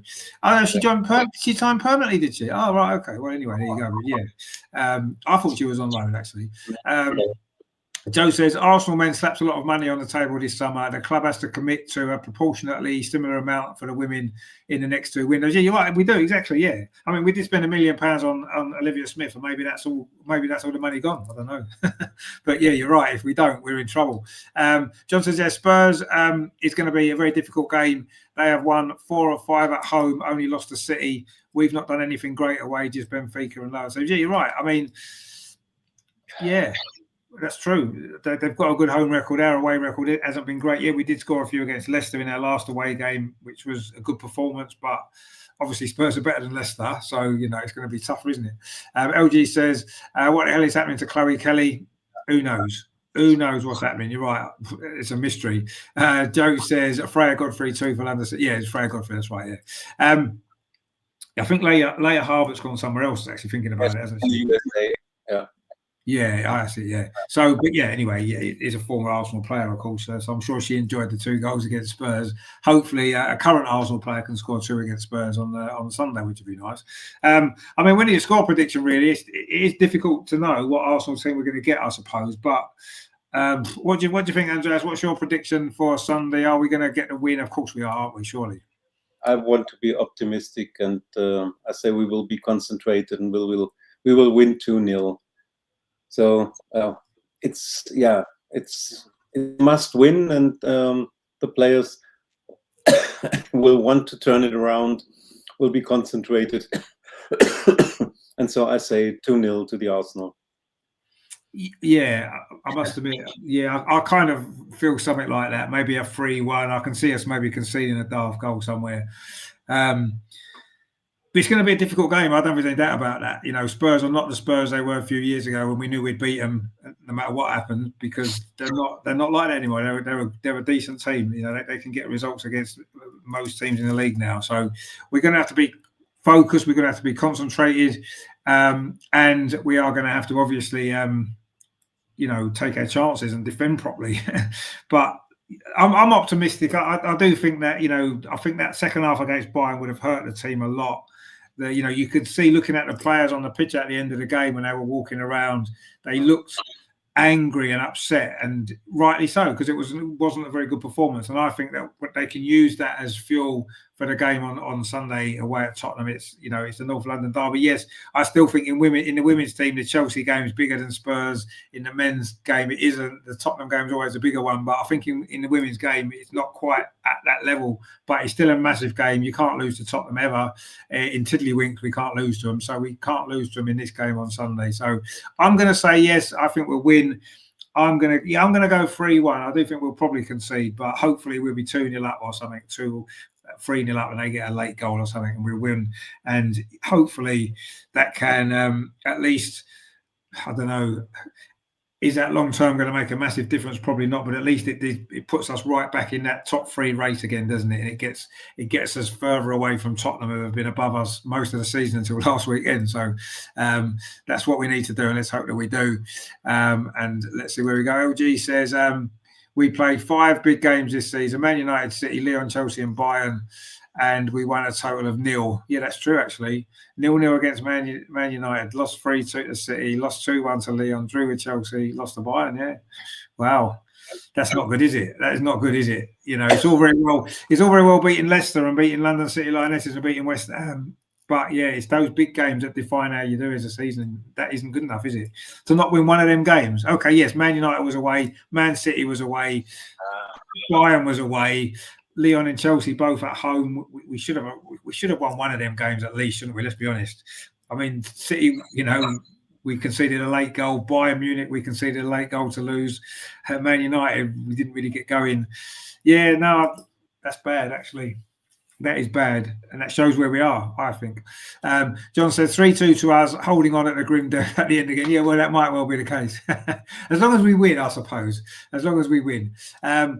LG says they're from the 8 players from the Montemuro era: Zinsberger, Williamson, Lotta, Catley, McCabe, Little, Mead and Ford. Who do you think should be? Well, most of them, really. I'd keep Leah Williamson, obviously. I'd probably, for the time being, I'd keep Beth and Caitlin as well. I'd probably keep Steph Catley for now as well.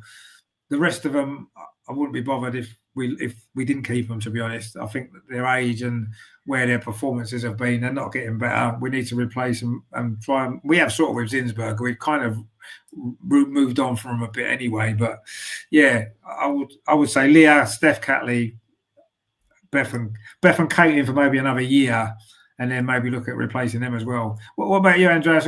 Out of all of those there, who would you want to keep and who should we look at replacing? I would keep, of course, Leah Williamson and Lotta. She was not the problem in the last games. No.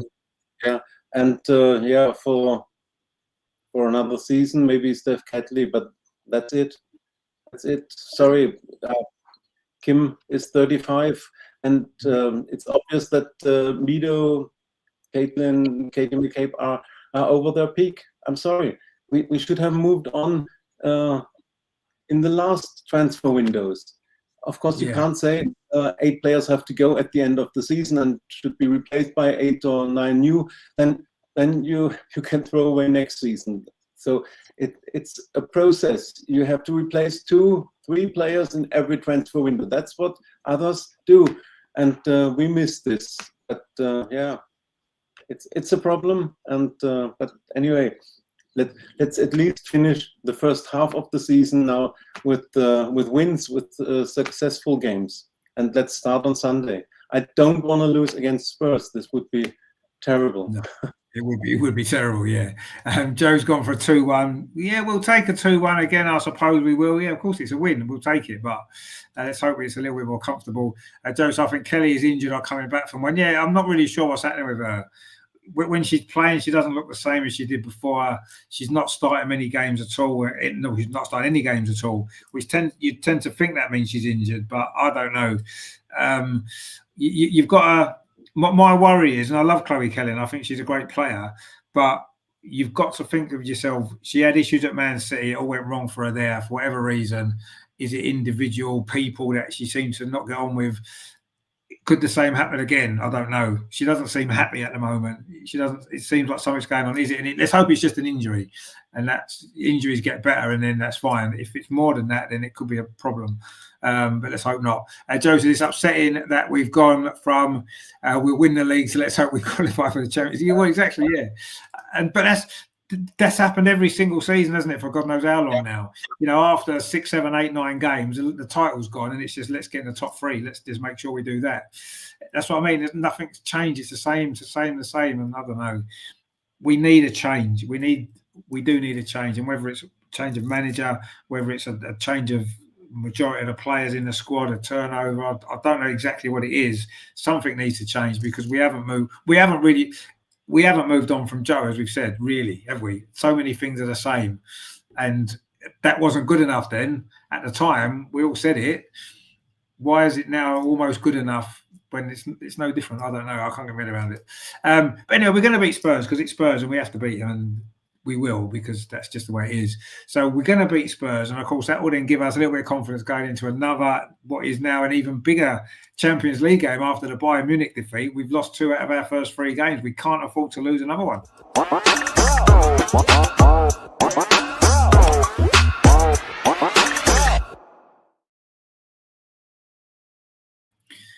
Now, of course, we played Real Madrid last season, as we know, and it was 2 very, very different games, different circumstances. Of course, the away game was on that terrible, terrible pitch. And, of course, we lost that game badly, 2-0. And it was just an awful night, which circumstances maybe conspired to that. But then, of course, contrast that with the second game at the Emirates where, you know, we scored those 3 goals in the second half quite brilliantly. Now, this game, of course, is at Meadow Park, which is different, you know. Whether that's more beneficial to us or not, I'm not 100% sure. Last year, obviously, we were brilliant against Real Madrid at home. But I'm slightly concerned about this game. I've got to be honest. I think being the Champions League holders, you've got a target on your back anyway. And we're not quite finding our flow. We're not finding our rhythm yet, as we've said. We're not playing brilliantly. In spells we are, but not consistently. And I don't know. Obviously, we lost our only other game in the Champions League at Meadow Park. I know Lyon are a much better team than Real Madrid, but Real Madrid have got some good players. We saw that last season. They can cause us problems. They will cause us some problems. We've got to find a solution. And realistically, when you look at that table, we can't afford to drop more points now, can we? Having already dropped 6 points already in the group. I mean, Andreas, do you think this game will be like last season's one, or do you think it's going to be a lot more difficult? The home game, I mean, obviously. It will be difficult, and it will depend on if we and itself that have a good performance, then we will go out again with the confidence, and we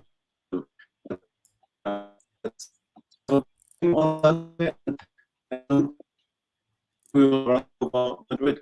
They have 7 points in the league for it's to last week for Chelsea game for Real Madrid. Draw at the testing result, and for us, we should if we want to keep our chance to the top 4.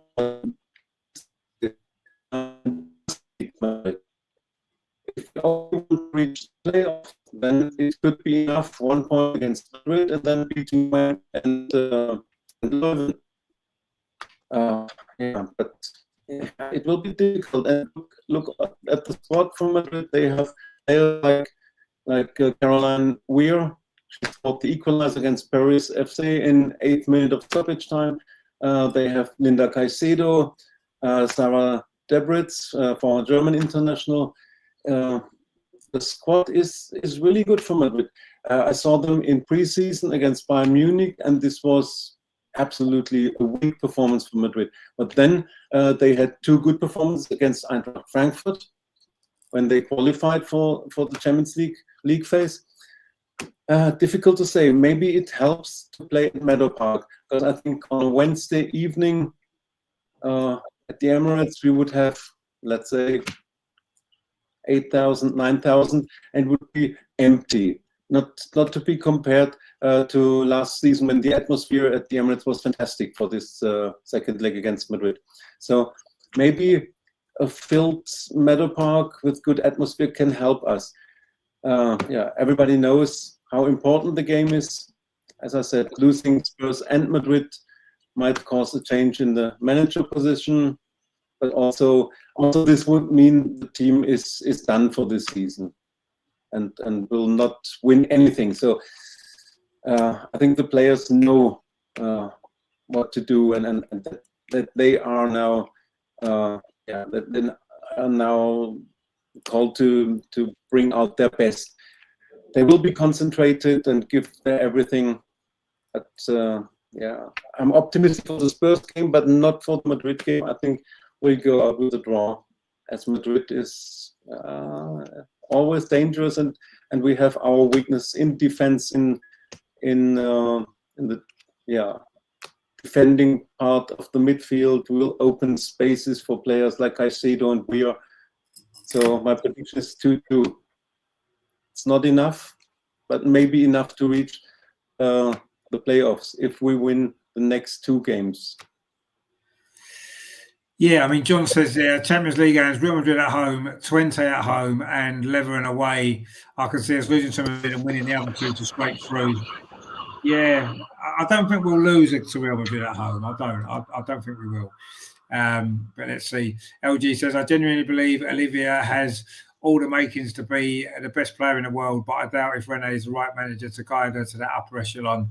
Emma Hayes would surely do that. Well, yeah, I wouldn't necessarily disagree with that, but let's see. I mean, it's still fairly early days for Olivia Smith at Arsenal. She's had her great moments, but she's still a little bit raw, isn't she? And she does need to be coached better as well. You're right. And has Renee got the capabilities to do that and bring the best out of her? I don't know. We'll find out, I guess, over the next year or so, won't we? Or however long Renee's here for. But no, I kind of agree with you. Yeah, I think Olivia Smith has got all the characteristics to be a top player. But let's see where she goes. I'm excited to watch her. I think she's done some good stuff for us. But yeah, I mean, in terms of the Real Madrid game, I kind of agree.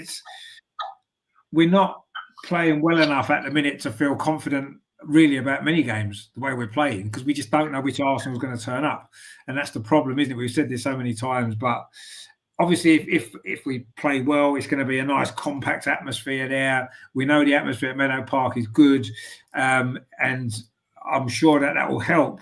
But again, maybe the Tottenham game is going to have an impact. If we lose to Spurs, for example, confidence will be on the floor, and it's going to be difficult to lift ourselves for that game again, isn't it, I suppose? But, and I said we've got a target on our back in the Champions League anyway, and everyone wants to beat us this season because, we're the holders. Of course they do. So it's going to be tough, absolutely. Last season's game at the Emirates was one of our best performances of the season, wasn't it? That second leg was, the second half of the second leg in particular, was fantastic. I'm not expecting that this time, unfortunately. I think it's going to be a bit more of a struggle. And yeah, a draw kind of... I think if we beat Spurs, we'll beat Real Madrid. I think that'll probably what will happen. I think we'll take some momentum from that game into the Real Madrid game and we'll win. If we don't beat Spurs with the confidence low, I think we're going to struggle to beat Real Madrid, and maybe a draw then might be the best result we could hope for. Which in the, we're not going to get top 4 now in that Champions League group. When you look at who the top 4 are, we're not going to catch them. We've already dropped 6 points. What we have to focus on is making sure that we get in that next group, so that we get to the playoffs at least.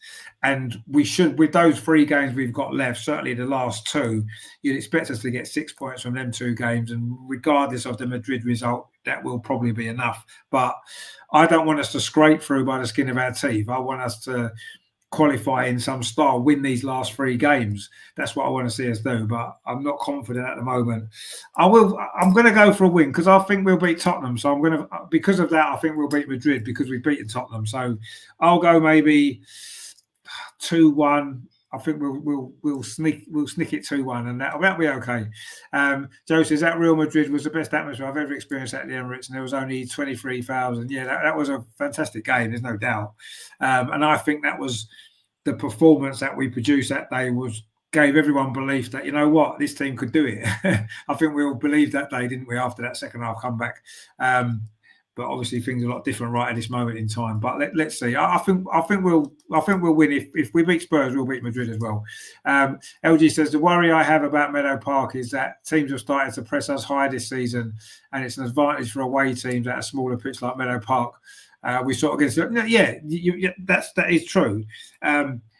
We've got to find a solution to that, I suppose. That's to do that. Have Real Madrid got it in them to do that press that effectively? I don't know. We'll find out. But yeah, I think at the Emirates we seem to generally find ways around that, don't we? Because of the bigger pitch, we've got more space. It's difficult to press us for 90 minutes at the Emirates. But yeah, you're right. If you come with the right game plan at Meadow Park, you've got a chance of pulling it off. Let's see what Madrid do. But it's more about how we play anyway. I think if we can play anywhere near our best level, we should win both of these games. My worry is at the minute we're making too many mistakes. We're not consistent enough. Our midfield's too open. Renee doesn't seem to know how to put things right enough, make the right substitutions at the right time often enough, and it could easily go wrong. I think next week we'll either be sitting here, it's going to go one of two ways. We'll either be sitting here next week and say, oh, a great week, we've turned it round, we can now start to have a more positive outlook for the rest of the season, or we'll be sitting here saying, what's happening? You know, as Renee, is she done now? Is she got to go? She's reached as far as she can. So it's going to be one of those. I don't think it's going to be a middle ground. I don't think we'll have one good game, one poor game. I think we'll either have two good games or we'll have two bad games. I think that's what it's going to come to, and that's going to happen one way or the other. Let's hope it's two good games because we certainly need them. But yes, it's been it's been a difficult week, shall we say, with one thing or another. We know what happened in the Chelsea game. We know what's happened in the Bayern Munich game. Neither really went in the way we would have hoped, but that's done. What we've got to do now, what the players have got to do, what Renee's got to do is focus now on getting the right result on Sunday, because that is so important now for everybody, for confidence, for morale, and for the fact that, you know, I think a lot of our fans can be quite forgiving. I think no matter how bad things seem to get, they're quite forgiving. You know, they're not going to criticise too much. But I think if we lose to Spurs, that's different. You know, people get upset by losing to Spurs a lot more easily than they get upset by losing to other teams or not playing well against other teams. So it's a big game, and it's a really important game for Renee. It's a really important game for the team. So let's play how we did in the second half against Chelsea or the first half against Bayern. Let's play like that, no problem. We all know that we'll win that game if that's what happens, but can we do it? I suppose that's the question, isn't it? But, you know, at the end of the day, you know, last week it was a big week. Chelsea and Bayern Munich, two really big games that we look forward to. Unfortunately, neither of them went particularly well in the end. This week it's two games of a different type of nature. You know, obviously the North London derby is a big game. And of course, Real Madrid in the Champions League. So it's another big week. It's not getting any easier, is it really? John, so I think we'll get one good game and one bad game because we're so inconsistent, and have two hard games very close together, and that will take a lot out of the team. Yeah, maybe you're right, actually. Maybe you're right. I just feel at the minute, the way that things are going, we seem to be a team that's about, I don't know, momentum. So we'll either play well or we won't. And that will probably happen in both games. But anyway, let's hope we have two good games and we win them both. Or even if we have two bad games, if we win them both, we won't be so bothered, I suppose. But the performances are important as well, aren't they? Because at the end of the day, that's what builds confidence. That's what builds belief, is how you play. Yes, results help. But I don't think where we are at the minute, I don't think two bad performances, even if we was to scrape wins in both games, is really what we need. We do need at least one of them games to be a good performance, don't we? A real starting point that we can look at and say, this is how we need to play, the benchmark for going forward, because we don't seem to have found it. We don't seem to have found it, that consistency, do we? But anyway, I mean, obviously, Andreas, you'll be going to both. You won't be going to the Spurs game. You'll be going to the Madrid game. But did you get a ticket? Yeah. Yes. I have my ticket for the Madrid game, and I hope that things will change. And last games at Meadow Park were not the best. We lost the cup game against Liverpool. We lost to Lyon. So let's start anew. Start winning again at Meadow Park. I hope so. Yeah. But anyway, I said 2-2, and Yeah, well, I mean, I don't think 2-2 would be a disaster. Let's be honest. I suppose in the overall scheme of things, but I mean, I think we can win. If we beat Spurs, we'll beat Madrid. That's how I look at it. So I'm going to say we'll win. Joe says Arsenal won't do anything about Renee before the end of the season. Yeah, you're probably right. I kind of agree with you, but I think if we did lose these next 2 games, that's massive pressure, isn't it, on her and on the club? Because where we'll be in the league if we lose to Spurs, then obviously where we'll be in the Champions League if we lose to Madrid, it's not looking good, is it? In either of those 2 big competitions, the 2 competitions that we're mainly judged on, or what we should be judged on. And I don't know, I think there's massive pressure if we're not going to lose the 2 games, but if the worst did happen, then I do think that there's pressure there. The club will be under pressure. They will to look at it. I'm not saying they'll get rid of Renee. I'm not saying they will, but the pressure will be there on the club to be at least be looking at the situation and thinking, what's happening? What is going wrong? Because it would be at the minute. It's like I think we're almost tinkering there. It's not quite been a disaster of a season yet, but it hasn't been a great season either. It's tinkering on there, and we're just 1 or 2 results either way of it going one way or the other, aren't we? It's either we can either push on and go off on a great run of results, win 6, 7, 8 in a row, and like we did last season, or it could go the other way. We start dropping, and then there's pressure, isn't there? We're a big club. We can't afford to keep doing that. John says, I always go positive, so 1-0 to the Arsenal. Well, yeah, 1-0 will do. We'll take 1-0 against Real Madrid all day long. It gives us those 3 points, and that'll, with the 2 games after that, you'd expect that's enough to qualify, really. If we beat Madrid, you'd have to say we're probably going to qualify. If we lose to Madrid, we've got work to do. We've got work to do in those 2 games, which, we should be good enough to do, but who knows the way things are going up. I don't know. I mean, it has been a very, very difficult week, let's be honest. We've looked at our own performances, good and bad in both the games, to be fair. There's been some great things and some really bad things. And obviously, we know the situation with the referees, which is not great at the minute, but that's not going to improve anytime soon, let's be honest. LG says, I think the reason why Russo seems to start at the 10 ahead of Marnham is because Marnham is a low-touch player, Russo is a high-touch player. Frida doesn't usually dictate games. She doesn't, but she does get herself in some great positions, and she does score a lot of goals. I mean, yeah, obviously, Leslie scores goals as well. But if you're looking at the number 10 position, Frida scores more goals in the number 10 position than Leslie Russo does. Leslie scores more goals because she's playing mostly as a number 9. When she plays in number 10, she doesn't score as many goals as Frida does in that position, I don't think. But it's an interesting one because they're different type of players, aren't they? Should either of them 2 be number 10? Should Mariona not be number 10? Yeah. That's, I mean, what do you think, Andreas? I mean, they've been our main 2 number 10s this season, haven't they? Frida and Leslie Russo mainly. Should we be looking at Mariona there?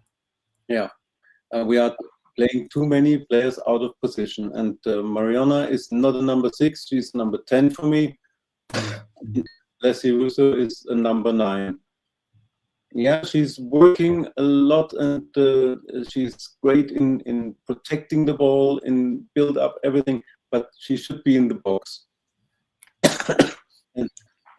and Frida would be my first sub as number 10, but starting Mariona there, and she's wasted as a number 6, and she loses too many balls and is not closing the gaps in defense, so it's the wrong position for her. Mariona at 10, Leslie Russo at 9.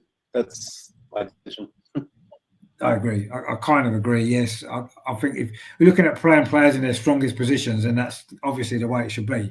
Mariona is not a 6, absolutely not. You're right. She does give the ball away too many times because she wants to do something clever. She wants to try and make something happen. That's her natural game, and that's fair enough. When you're higher up the pitch, you lose the ball. Like last season, she lost the ball hundreds of times. It didn't matter because she's up that end of the pitch. This season, you lose the ball in that position in the pitch, and you're in trouble, aren't you? It happened against Bayern Munich. That was one of the goals. Was literally down to that. So it's again something Renee needs to sort out because she's the one who picks the team. She's picking the players in these strange positions sometimes, and you're thinking, what are you doing? And that's why we question her, because we look at stuff and think, what are you doing? She should know best, but I sometimes wonder. But anyway, look, at the end of the day, we'll see what team she picks on Sunday and see who plays in number 10 and whether she'll stick with Stina and Leslie together again, which worked quite well against Chelsea at times in the game. Didn't work so well against Bayern Munich, really. I suppose it did in the first half, but it didn't. Well, she changed it, I suppose. Didn't get a chance to see much in the second half. So it's very telling that most of us don't see any clean sheets in the future. No, we don't. We concede in too many chances. That's why. The fact that Daphne's been one of our best players in quite a few games this season shows we're conceding too many chances in games. You're not going to keep clean sheets defending the way we do. So, but that's a midfield issue as well, isn't it? We're too open in midfield, partly because of Mariona there, partly because of not replacing Awfc. So, lots to think about for Renee, lots to think about for us as well. But hopefully we'll get it right this week. LG says that number 10 it should be a high touch player, and Mariona is the answer. Yeah, the problem with Frida at the 10 is unless she scores, she usually doesn't contribute. Well, I think she links the play quite well. She can play some nice balls and stuff, but she's not overall. She's not as good a player as Mariona. You want your best player in the number 10, like you said, someone who can get on the ball, make things happen. And Frida doesn't do that enough. You're right. I agree with you. But I do like Frida, and I think she has a lot to offer. But yeah, as Andreas rightly said, maybe as a sub coming in, she's an effective sub, isn't she? Because she does score goals. She knows where to be. She makes great runs into the box. She gets on the end of things, and she can score. So, but yeah, let's hope that Renee. I mean, I used to think she watched the show, but I don't think she does anymore because she didn't listen to Andreas last week against Bayern Munich. She doesn't play Mariona in number 10, and we've been saying to do it all season. The only thing she's been listening to in the last couple of weeks is she's actually been playing Stina, and Stina's been playing well. She's been starting her, and she's played well. She got 2 goals against Leicester. She was unlucky not to get a goal against Chelsea. She played really well against Bayern Munich in the first half and then got taken off. But anyway, Renee, if you are listening, sort it out. Play Mariona at number 10. Put Kyra in number 6. At least she's the best we've got maybe in that position while Kim's out, and see where we go from there. But anyway, we'll see what happens on Sunday. We'll see what the team selection is. But yeah, I don't know. Joe says 2 of our best players in their natural positions are playing at different positions. Yeah, they are. You're right. They are. And it's not. It wouldn't be so bad if it was working, but it's not, is it? So it's like put people where they should be. Square pegs in round holes doesn't work. It just doesn't. They don't fit in properly. So yeah. I don't know. Renee's obviously seeing something that we're not. She sees the players every day in training. We don't. But all we can go off is what we see on the pitch on match day. And it's not working often enough to make you want to carry on with it. Change it. We've had 10, 11, 12 games this season. We've won less than half our games. It's not good enough. Let's change something. Let's get players playing in more suitable positions for them. Play our best players in the right positions, and maybe we play better. Who knows? At least try it. If it doesn't work, then maybe have a rethink. But it's not working now, really, is it?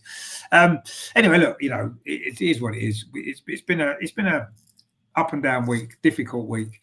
Hasn't gone as we hoped it would. We were hoping for 2 wins. We hoped for. We didn't get any. But anyway, we've got another big week where again we're hoping for some. For 2 wins, and who knows where we'll be. We will obviously find out. Anyway, it's going to be good. It's going to be a good week, isn't it? There's going to be some great football we're going to see. I'm sure we're going to try and enjoy it, and it's going to be hopefully 2 good results is what we need, really. So that's it then for this week's show. I know we had a few issues at the start, but we got there in the end, which has been good. John says, we do need a good weekend. You're right. We're going to get one, don't worry.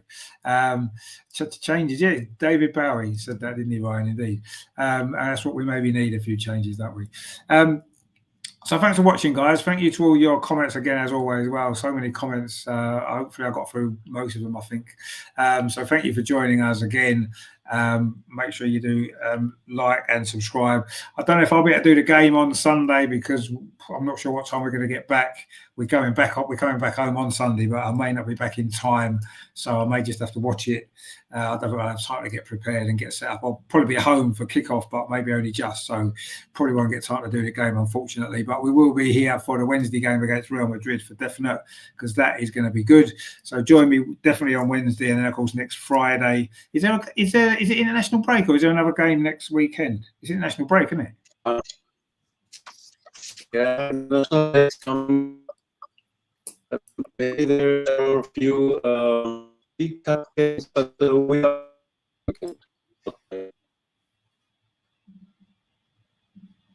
Yeah. So yeah, so we'll do a show next Friday anyway, because obviously these 2 games look back on anyway. So we'll definitely do a show next week and get that done.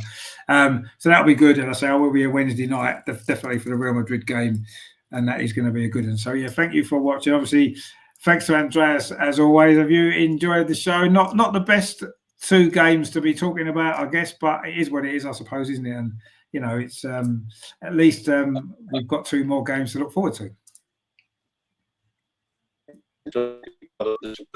And for supporters face time. It's not the times